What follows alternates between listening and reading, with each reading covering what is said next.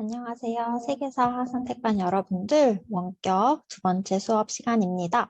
오늘은 지난 시간 송나라에 이어서 이제 원나라에 대해서 살펴볼 건데, 여러분들이 원나라는 굉장히 생소할 거예요. 근데 그 원나라가 바로 그 유명한 칭기스칸의 몽골 제국 중에 하나다라고 생각하시면서 여러분들이 좀 더 쉽게 다가오시길 바라겠습니다. 그럼 오늘 그 원나라, 어떤 식으로 영토를 확장했는지, 어떻게 하다가 그렇게 넓은 영토를 차지하게 됐는지 같이 한번 살펴보도록 하겠습니다. 몽골, 유라시아 대제국을 건설하다. 자, 여기에도 이러한 키워드들이 있습니다. 칭기즈칸, 가장 대표적인 인물이죠. 그리고 쿠빌라이 칸, 둘 다 칸이라는 단어가 들어가 있는데 이 칸이라는 게 도대체 무슨 뜻일까? 그리고 남송을 정벌했다. 몽골일 제일주의, 역참제, 마르코폴로, 이븐 바투타, 홍건적 이러한 단어들이 있는데 과연 이 단어들이 무엇일까? 같이 한번 살펴보도록 할게요. 자, 일단 가장 그 유명한 칭기스칸, 본명은 테무친이라는 사람인데 이 사진은 실제 몽골의 한 이런 산에 저런 식으로 칭기스칸의 얼굴을 새겨 넣었다라고 해요. 그만큼 몽골이라는 나라의 자부심이 칭기스칸이 되겠습니다. 네, 그러면 그 유명한 칭기스칸부터 살펴보도록 할게요. 칭기스칸은 지난 시간에 살펴봤던 금나라를 멸망시켰고, 그리고 이제 서쪽에 있었던 서하라는 나라도 멸망시키고, 더 넘어가서 이슬람 제국이었던 호라즘 왕국까지 정벌하게 됩니다. 특히 호라즘 왕국은 그 나라의 여자와 개를 빼고 모두 학살할 만큼 엄청나게 잔인하게 이 땅을 짓밟았다라고 합니다. 그의 이러한 군사력의 원동력은 바로 기마병이라고 합니다. 북방 유목민족들은 주로 이제 말을 타고 생활을 하고 그들이 이제 기마병이 됩니다. 특히 그 기마병을 굉장히 잘 정비한 거를 천호제라고 해요. 이 천호제란 100명의 기마병을 모아서 100호를 만들고 10개의 100호를 모아 1000호를 만드는 제도인데 굉장히 정비를 잘했다라고 볼 수 있죠. 기마병을 그냥 막 이렇게 나가는 게 아니라 자신들의 그러한 정열에 맞춰서 이런 식으로 군사 훈련을 받은 엄청나게 정규 이러한 기병들을 바탕으로 칭기스칸이 그 지역의 여러 나라들을 이제 정복하고 있는 모습을 살펴볼 수 있겠습니다. 그리고 나서 이제 칭기즈칸이 죽고 나서 그의 아들, 주치, 차가타이, 오고타이, 툴루이 이런 사람들이 각각 이제 펼쳐 나가면서 굉장히 이제 많은 지역을 정복하게 되어 특히 저기 유럽의 오스트리아까지 이제 정복하는 양상을 살펴볼 수 있겠습니다. 이 주치의 아들인 이제 바투라는 사람이 이제 유럽, 러시아 지역으로 이제 넘어가고 있는 모습을 보이고요. 이 사람이 바로 할슈타트라고 하는 오스트리아까지 이렇게 침략하고 있는 모습을 볼 수 있겠습니다. 그 외에도 이제 칭기스칸의 아들 우구데이가 이런 차가타이가 이러한 중앙아시아를 정복한 모습도 살펴볼 수 있고요. 더 나아가서 이 서아시아 지역도 이렇게 침략하고 있습니다. 그리고 가장 넓은 영토를 차지하고 있는 이 부분이 바로 이제 중국의 영토가 되겠습니다. 그리고 이 대몽골 제국 중에서 이 중국 제국만을 따로 우리는 원나라라고 이야기를 해요. 이 원나라를 다스린 사람이 누구냐? 바로 칭기스칸의 막내 아들의 아들인 칭기스칸의 손자인 쿠빌라이 칸이라는 사람입니다. 이 쿠빌라이 칸은요, 원래 몽골 초원에 있었던 수도 카라코룸에서 베이징으로 수도를 천도하게 되고요. 그리고 나라 이름을 이제 원이라고 합니다. 방금 봤던 그 넓은 몽골 제국 중에서 이제 중국 지역만을 다스리는 것을 원이라고 했고요. 더 나아가서 고려도 공격했고, 일본도 공격했고, 그리고 베트남도 공격하고, 그리고 남송도 정벌한 어마어마한 침략 전쟁들을 일으킨 굉장한 사람이다라고 보시면 됩니다.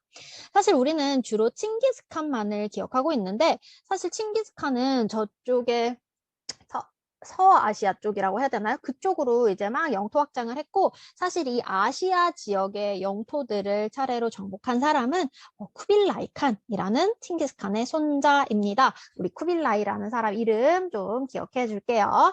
왜냐? 특히 이 사람이 어디를 침략했으니까 바로 우리나라 고려를 침략한 사람입니다. 그래서 그때 막 원나라 사람들이 와가지고 막 강화도로 수도 옮기고 막 그래서 고려 말기에는 막 충땡왕 이런 사람들이 등장한다라고 하잖아요. 그 충땡왕들 누구에게 충성하는 거야? 바로 이 쿠빌라이에게 충성하는 왕들이다라고 보시면 되겠습니다. 그 외에도 이 쿠빌라이 칸은 이제 라마교라고 하는 티베트 불교를 국교로 했다라는 것, 그리고 마르코 폴로라는 이탈리아 상인을 관리로 두었습니다. 그만큼 이러한 서양 문물에도 굉장히 수용적인 태도를 보였다라는 것이고요. 그리고 교초라는 이제 집회도 발행한 인물이 쿠빌라이 칸이다라는 것. 오늘 여러분들이 꼭 한 명 기억해야 된다고 하면 바로 쿠빌라이 칸 기억해 주시면 되겠습니다. 자, 방금 얘기했던 것처럼 이 넓은 대몽골 제국이 이제 칭기즈칸이 죽고 나서 그의 아들들에 의해서 조금 분열이 돼요. 그래서 그 아들들에 따라서 이제 우구데이 지역, 뭐 차가타이 지역, 그리고 주치와 그의 아들인 바투의 지역 이런 식으로, 그리고 훌라구의 지역 이런 식으로 이제 영토가 분열되어 있는 모습을 볼 수 있어요. 이 모든 걸 통일하지는 않아요. 그냥 각각 그 아들들이 자신의 지역을 지배하고 있는 형식인데, 그 중에서 가장 넓은 이 영토, 바로 중국 본토 지역을 원이라고 한다라는 점 다시 한번 기억해 두겠습니다. 자, 원 같은 경우도 앞에 거란과 여진과 비슷해요. 비슷합니다. 자, 그들은 이제 중국의 관료제와 주현제를 수용했다라는 거고, 그래서 이제 그 한족의 고유의 문화를 지켜주면서 이제 통치를 한 모습을 볼 수 있고요. 하지만 그들은 이 몽골인 제일주의라고 해서 민족 차별 정책을 조금 실시를 합니다. 아무래도 자신들 지배층인 몽골인이 제1 지배층이 되겠고요. 그 아래 이제 이슬람 지역에서 넘어온 색목인이라고 해서 목, 눈에 색깔이 있는 저기 서양인들을 우대했고, 이들은 원래 지역에 살고 있던 중국인들을 굉장히 차별했다라고 합니다. 특히 한인과 남인은 둘 다 중국인인데, 이 남인은 이제 남송 사람들이라고 생각하시면 돼요. 이들이 거의 최후까지 이제 남아 있었기 때문에 이들을 가장 멸시했다라고 합니다. 그래서 한인보다도 이 화북 지역에 있었던 중국인들보다도 그 남송 지역의 중국인들을 훨씬 더 차별했다라는 점 알아두시고요. 이들 역시도 거란과 여진과 마찬가지로 자신들의 고유의 문자를 사용했습니다. 그리고 이 몽골 지역은 그냥 불교가 아닌 자신들만의 고유의 티베트 불교라는 걸 사용한다는 점 좀 기억해 둘게요. 자, 바로 이게 이제 몽골인 제일주의라고 하는 그들의 신분차별 정책입니다. 이 역시도 자신의 고유의 문화를 지키려고 만든 거긴 하지만, 그러다 보니까 민족 간에 이제 갈등이 엄청나게 심해졌죠. 자, 여기 보시면 가장 소수의 이 몽골인들이 지배층을 차지하고 있고, 주요 관직을 모두 독점하고 있는 모습을 볼 수 있고요. 색목인 같은 경우는 직접적으로 관직에 나가는 사람들보다는 주로 이제 재정 이런 부분을 이제 살펴보고 있습니다. 그리고 엄청나게 많은 것을 차지하고 있는 이 한인과 남인, 이들이 바로 피지배층이 되겠고요. 그 중에서도 이 남송 지역으로 갔던 이 남인들을 굉장히 차별했다라는 점을 볼 수 있겠습니다. 그리고 이들의 고유의 문자, 파스파 문자라는 건데, 이 문자는 거란 문자나 여진 문자와 달리 한문의 느낌이 조금 약해요. 한문과는 굉장히 다른, 색다른 모양의 문자 형식을 볼 수 있습니다. 그리고 그들의 대표적인 종교는 라마교라고 하는데, 여러분들 혹시 달라이 라마라고 혹시 들어봤나요? 요즘에는 이 달라이 라마에 대해서 많이 안 나오는데, 이제 중국에서 티벳과 뭐 신장 자치구가 이제 분리 독립을 하겠다고 굉장히 많은 이제 저항과 시위를 하는데, 그 저항과 시위를 하는 그 티베트의 정신적 지주가 이 달라이 라마라고 합니다. 우리가 지금 살펴보는 것처럼 이 티베트 사람, 몽골 사람들은 중국의 본토 사람들과 달라요. 본토 사람들과 다른데 지금은 중국이라는 큰 영토 안에서 그들 역시도 한인들에게 지배를 받고 있는 상황인데 이들은 당연히 분리 독립을 하고 싶겠죠. 자신들은 한족과는 다르니까. 하지만 그게 굉장히 쉽지 않고 지금 중국으로부터 여러 이제 핍박을 받고 있는 민족 중에 하나입니다. 이때 칭기스칸 때만 해도 자신들이 지배자로서 군림을 했다라고 한다면 현대 2000년대 지금까지는 이제 이들이 오히려 피지배 계층이 되어버리고 한족이 지배층으로서 이들의 독립을 막고 있는 상황이다. 어떻게 보면 상황이 역전된 그런 모습을 볼 수 있겠죠. 자, 이러한 원나라도 굉장히 이제 승승장구했겠죠. 엄청나게 땅덩어리도 크지, 그리고 동서 교역이 활발했기 때문에 돈도 많이 벌지. 하지만 문제는 결국에 또 이제 이러한 왕이 다툼, 그리고 귀족과 승려들의 사치, 이런 식의 지배층의 뭔가 모순적인 태도들로 인해서 결국에 이들로 고통받는 것은 농민들이죠. 농민들에게 막대한 세금을 얻어내려고 하고 그로 인해서 물가가 상승하면서 백성들은 점점 더 살기 힘들어지게 됩니다. 그렇다면 이 몽골인 제일주의라는 이러한 신분 차별 정책 중에 누가 제일 힘들겠어? 당연히 이 피지배계층이 힘들겠죠. 그래서 이제 이 피지배계층들이 더 이상 못 살겠다. 우리 이 몽골인들 무찌르자라고 하면서 또 반란을 일으키는 상황이 등장합니다. 자, 이때 일어난 반란의 이름. 예전에 배웠던 거랑 굉장히 이름 비슷하죠? 예전에는 뭐였지? 예전에 한나라는 황건적이라고 해서 노란 두건을 쓴 사람들이 반란을 일으켰다라고 한다면 이제 몽골 원나라 말기에는 빨간 두건을 싼 백령교라는 종교를 믿는 사람들이 빨간 두건을 싸서 자신들을 홍건적이라고 지칭을 하면서 반란을 일으키게 됩니다. 결국에 이러한 반란 속에서 당시 굉장히 가난했던 한 거지라고도 할 수 있는 이 주원장이라는 사람이 점차 자신의 세력을 키우고 이러한 농민들을 규합하면서 농민 대장이 되고 그 농민 대장이 된 이 주원장이 결국엔 이 원나라를 몽골 초원으로 이제 몰아내고 한족의 나라인 이제 명나라를 세우게 됩니다. 여기서 중요한 건 원나라 자체는 사라져요. 하지만 몽골인들이 아예 멸망된 것은 아니에요. 그들은 몽골 초원으로 이제 몰아내지게 된 거고 이제 다시 한족의 나라가 이 중국 본토에 생기게 되었다라는 것. 명나라가 이 한족의 이제 영토에 있다. 그리고 이 위쪽에 이제 몽골인들이 살고 있다라는 거고요. 이 명나라 때도 이제 몽골인들이 계속 침략을 해요. 그러한 양상을 이제 앞으로 살펴볼 수 있겠습니다. 이러한 몽골은 이제 계속 얘기했던 것처럼 중국에서부터 저기 유럽, 거의 뭐 오스트리아 지역, 러시아 지역까지도 다 이제 자신들의 영토로 차지를 하다 보니까 이 동과 서의 교류가 굉장히 활발했어요. 이때 당시에 한 글을 살펴보면은 수많은 상품과 보석이 취안저우라는 도시로 들어가고 나가는 모습이 엄청나게 놀라우며 이 도시에서 전역으로 빠르게 물자가 유통된다라고 하는 그런 글을 볼 수 있었습니다. 그렇다면 아직 비행기도 없고 뭐 차도 없고 기차도 없고 그러한 상황에서 어떻게 도시 전역으로 퍼져나갔을까? 그 부분 같이 한번 볼게요. 바로 역참제라는 것 덕분입니다. 몽골은 워낙 땅덩어리가 넓다 보니까 그들 자신만의 이러한 제도를 만들었어요. 이 제도는 무엇이냐면 당시 수도 뭐 카라코름에서 베이징으로 옮긴 그 수도에서 이제 40km마다 역참이라는 걸 두게 됩니다. 그래서 그 역참에는 뭐 식량, 말, 숙소 등을 이제 제공을 해주면서 여기에서 쉬었다가 이동하고 이런 제도가 굉장히 잘 되어 있었다라고 해요. 그러다 보니까 사람들이 굉장히 쉽고 빠르게 이동할 수 있었다라는 점, 국가에서 이렇게 이동을 용이하게 제도를 만들어 주었잖아요.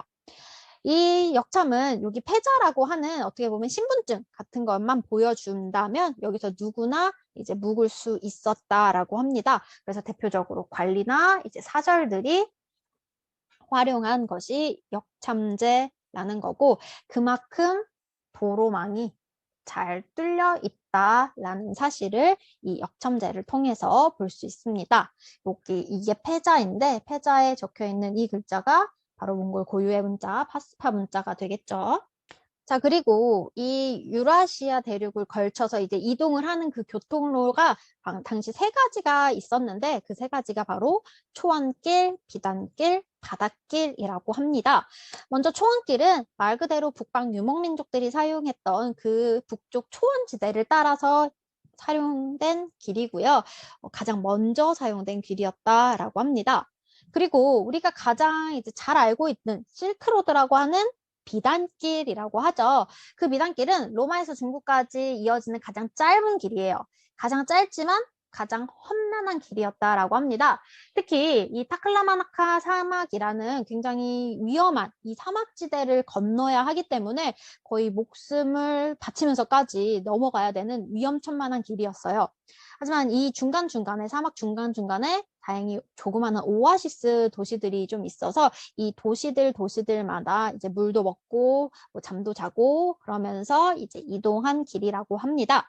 그리고 이 길은 사막을 통해서 가는 길이기 때문에 사막길이라고도 불리지만 이 길을 통해서 비단이 정해졌기 때문에 이제 비단길이라고 우리가 주로 이야기를 하죠. 그리고 마지막으로 이제 제일 나중에 이제 활용된 이제 길은 바닷길이라고 합니다. 왜냐하면 바닷길 같은 경우는 항해술이 발달을 한 뒤에서야 이제 활용을 할 수 있기 때문에 가장 나중에 이제 본격적으로 활용하게 되고요. 이제 송나라 때 나침반이 이제 발명되면서 이 나침반이 생긴 데 이후에 이제 본격적으로 바닷길이 사용되기 시작했다라고 합니다. 이 세 가지 길이 어떻게 이루어지는지 좀 볼게요. 여기 지도를 같이 보시면요. 색깔을 좀 달리해서 여기 맨 위에 몽골 공원을 해서 이렇게 키르키스 초원 이렇게 해서 이쪽으로 가는 걸 초원길이라고 합니다. 그리고 가장 많이 활용한 길, 바로 비단길 되겠죠. 이 장안을 시작으로 해서 여기 이런 식으로 이렇게 넘어가는 길들 있죠. 이렇게 해서 로마까지 가는 이 길, 이 대표적인 길이 이제 비단길이라고 합니다. 뭐 물론 비단길도 뭐 여러 가지 이렇게 갈래로 나뉘긴 하는데 여튼 이 사막 이쪽이 사막이 있거든요. 이 사막길을 중심으로 가는 걸 비단길이라고 하고요. 바닷길은 말 그대로 바다를 통해서 가는 길이다. 그래서 이렇게 동남아 지역, 인도 지역, 이렇게 아라비아 반도 지역을 통해서 가는 바닷길까지 총 대표적인 세 가지 길을 통해서 동서가 이제 교류를 하고 있는 모습을 볼 수 있겠습니다. 이런 동서 길을 통해서 어떤 사람들이 이제 돌아다녔는지 한번 대표적인 인물 두 사람을 살펴볼 건데 첫 번째 인물이 마르코 폴로라는 사람이에요.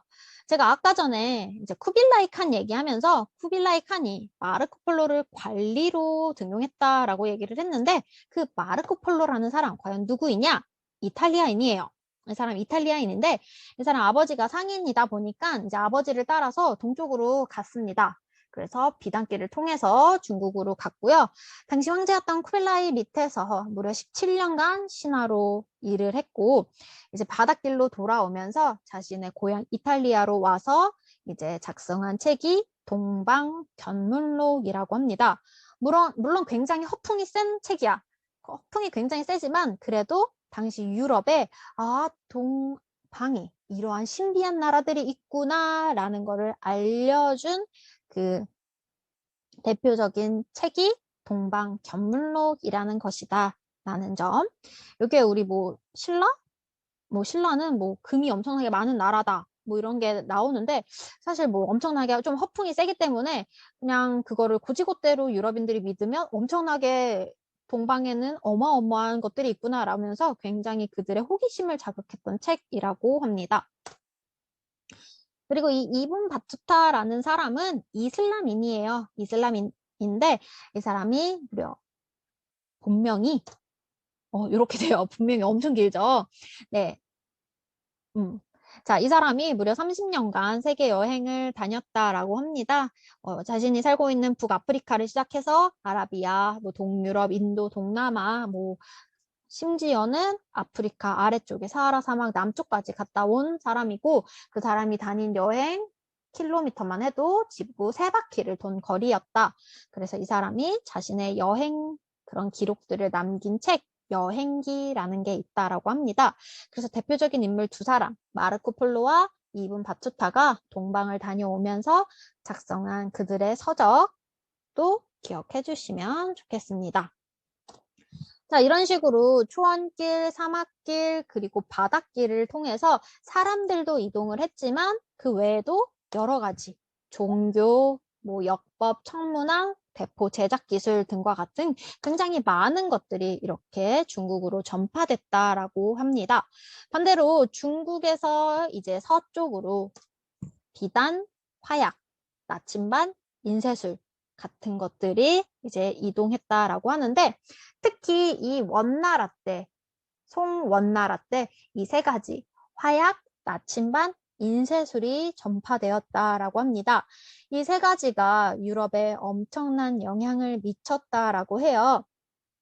특히 이 화약이라는 게 등장하게 돼서 서역으로 전파되면서 당시 중세의 기사들이 무너지게 된다라는 것.